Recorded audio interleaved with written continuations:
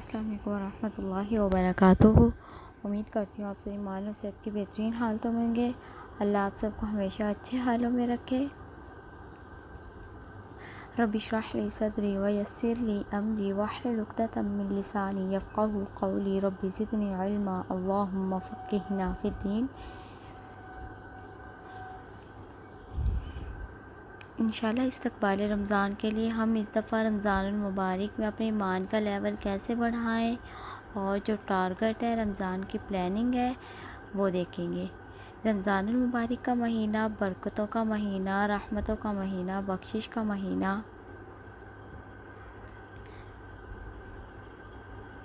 اللہ تعالیٰ ہمیں توفیق دے کہ ہم اس کی برکتوں اور نیکیوں سے مستفید ہو سکیں۔ انشاءاللہ آج ہم دیکھیں گے کہ ہم اپنے ایمان کا جو لیول ہے وہ کس طرح بڑھا سکتے ہیں۔ رمضان اور ایمان کی تجدید۔ الحمدللہ ہم سب مسلمان ہیں، مسلمان گھرانے سے تعلق رکھتے ہیں، لیکن مسلمان ہوتے ہوئے بھی جو ہمارے ایمان کا لیول ہے وہ کیسا ہے۔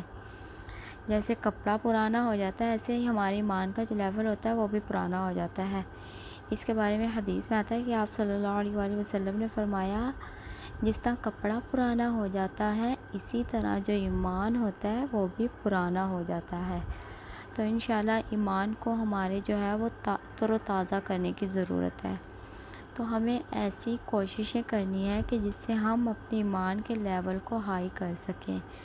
تو رمضان المبارک الحمدللہ اتنا اچھا مہینہ آ رہا ہے جس سے ہم اپنے ایمان کے لیول کی جو ہے وہ تجدید کر سکتے ہیں، اپنے ایمان کے لیول کو ہائی کر سکتے ہیں۔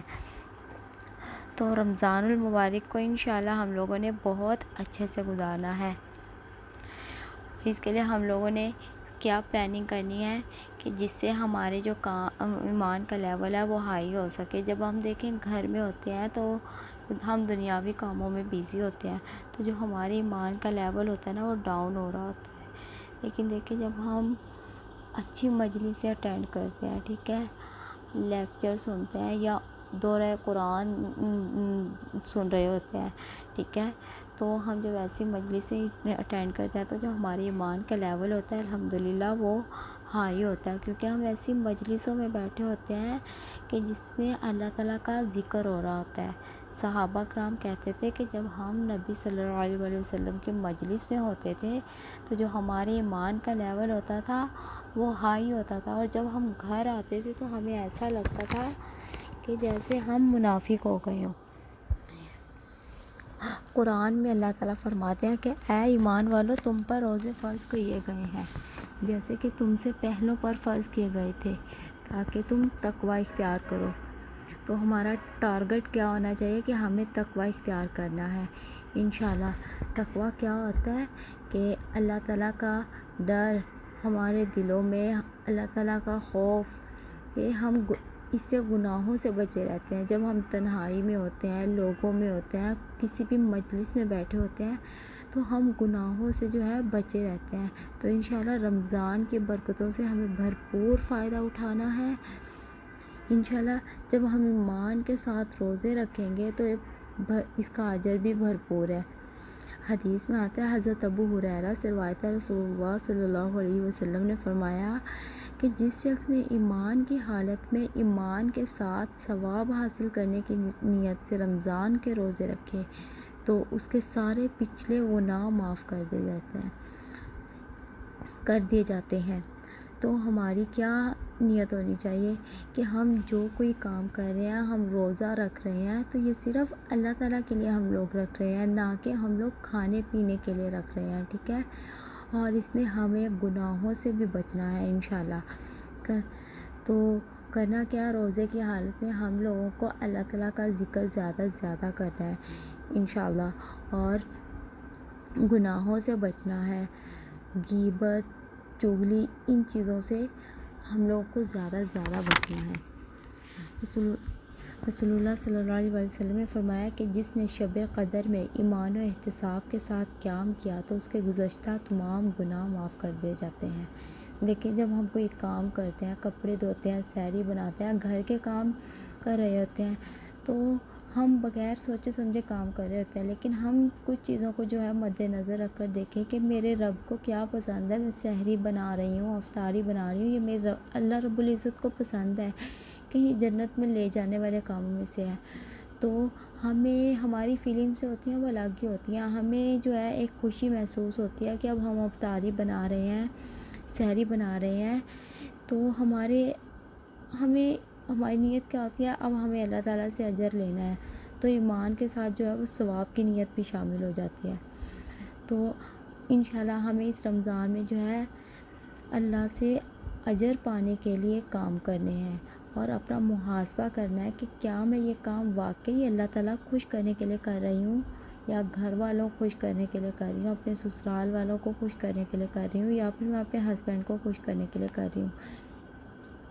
دیکھیے جب ہم اللہ تعالیٰ کو خوش کرنے کے لیے کام کرتے ہیں نا، اور اللہ تعالیٰ ہم سے راضی ہو جاتے ہیں، تو اللہ کے جو بندے ہوتے ہیں نا، اللہ تعالیٰ ان کے دلوں میں بھی خود عزت ڈال دیتے ہیں، اور اللہ کے بندے بھی جو ہوتے ہیں وہ ہم سے راضی ہو جاتے ہیں۔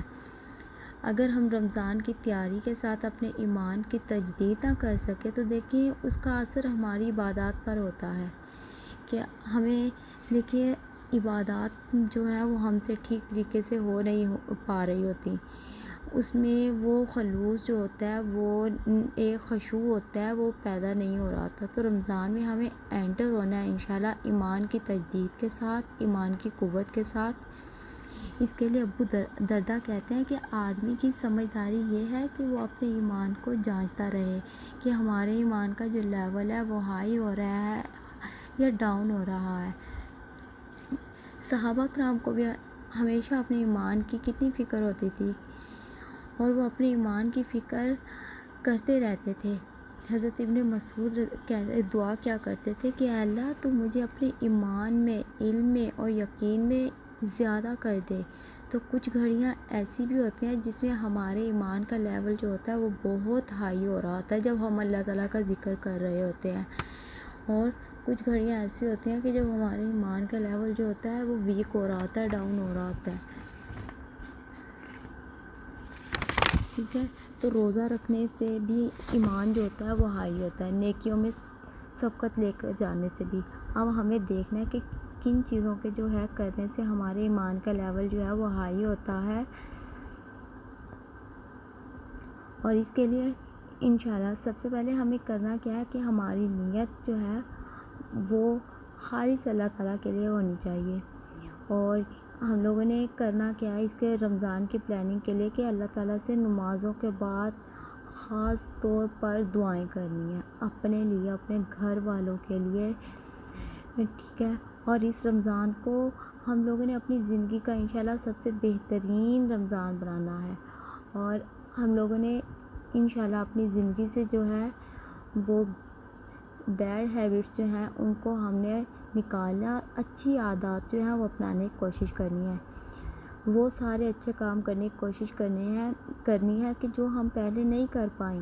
صرف خالی پیٹ نہیں رہنا بلکہ اپنے نفس پر بھی ہم لوگوں نے کنٹرول کرنا ہے، اپنی سوچوں پر جو ہمارے خیالات ہوتے ہیں کیا آ رہے ہیں اپنی زبان پر، اپنی زبان کو ہمیشہ کہ رمضان ہے، روزے کی حالت میں ہے تو فری بیٹھے ہیں، اللہ تعالیٰ کا ہم ذکر کر لیں، تسبیحات کریں، استغفار کریں، اپنی آنکھوں پر بھی۔ انشاءاللہ یہ نیکیوں کا موسم بہار ہے، اس ماہ میں آپ دیکھیں کہ جس نیکی کا ہم جتنا بیج لگائیں گے نا اس کا جو پودا ہے اللہ تعالیٰ اس کا اجر جو ہے ہمیں رمضان میں ڈبل دیتے ہیں، اس کا پودا لگتا جائے گا جو کہ سارا سال لگا رہے گا انشاءاللہ۔ بھول جائیں کہ اگر آپ کے ساتھ کسی نے کچھ برا کیا ہے تو آپ یہ دیکھیں کہ مجھ سے میرے عمل کا حساب ہوگا، میں نے جو بھی کیا نا اس نے اپنے عمل کا، جس نے بھی میرے ساتھ کچھ برا کیا ہے اس نے اپنے عمل کو جو ہے وہ خراب کیا، آپ کسی کی وجہ سے اپنی قبر کو خراب مت کیجیے۔ یہ دعاؤں کی قبولیت کا مہینہ ہے، تو اللہ تعالیٰ سے ہمیں ڈھیروں دعائیں مانگنی ہیں، اپنے رب سے سارے دکھ کہہ لیں، وہ سننے والا اور دور کرنے والا ہے، اللہ تعالیٰ سب کچھ عطا کرے گا۔ اور انشاءاللہ اس رمضان میں ہمیں وہ گناہ چھوڑنے کی کوشش کرنی ہے کہ جو آج تک ہم چھوڑ ہی نہیں پائے، ہمیں پکی کوشش کرنی ہے کہ انشاءاللہ ہم لوگوں کو اپنا محاسبہ کرنا ہے کہ ہم لوگوں نے اپنی زندگی سے جو ہے بیڈ ہیبٹس ہیں ان کو نکال دینا ہے. انشاءاللہ اچھی عادات جو ہیں وہ اپنانے کی کوشش کرنی ہے. اور آج ہی سے یہ نیت کر لیں کہ اللہ تعالیٰ سے ہم مدد مانگیں گے، کیونکہ ماہ رمضان اب زیادہ دور نہیں ہے. رمضان مبارک میں آپ جو ہے عبادات تو کر ہی لیتے ہیں، سب ہی کرتے ہیں، لیکن اخلاقی حالت ہم سب کی خراب ہوتی ہے. اور ایک بات ہمیشہ یاد رکھیں کہ روزہ صرف پیٹ کا نہیں ہوتا، آپ کا اچھا اخلاق اس کو مکمل کرتا ہے آپ کی عبادات کے ساتھ. تو انشاءاللہ اس دفعہ ہم لوگوں نے اور کیا کرنا ہے کہ آپ لوگوں نے ڈیلی اللہ تعالیٰ سے دعائیں کرنی ہے، ٹھیک ہے؟ اور اپنی زندگی سے کٹ بیڈ ہیبٹس یعنی بری عادات کو ختم کرنا ہے. اور رمضان میں انٹر ہونے کے لیے جو آپ نے اپنے گھر وغیرہ کی صفائی کرنی ہے تو وہ سب مکمل جو ہے اپنے ہاؤس کو کلین کر لینا ہے انشاءاللہ.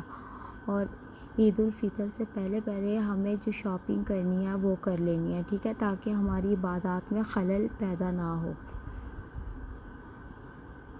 صبح شام کے ہمیں جو مارننگ اذکار ہیں، ایوننگ اذکار ہیں، وہ ہمیں نہیں چھوڑنے.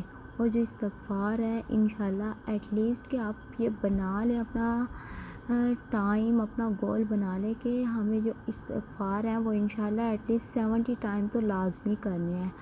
اور اللہ تعالیٰ کے راستے میں ڈیلی کا جو صدقہ ہے نا وہ ہم لوگوں کو ضرور کرنا ہے. صدقہ صرف یہ نہیں ہوتا مسکرانا صدقہ ہوتا ہے، صدقے کی مختلف اقسام ہیں. صدقہ تو ہمارے لیے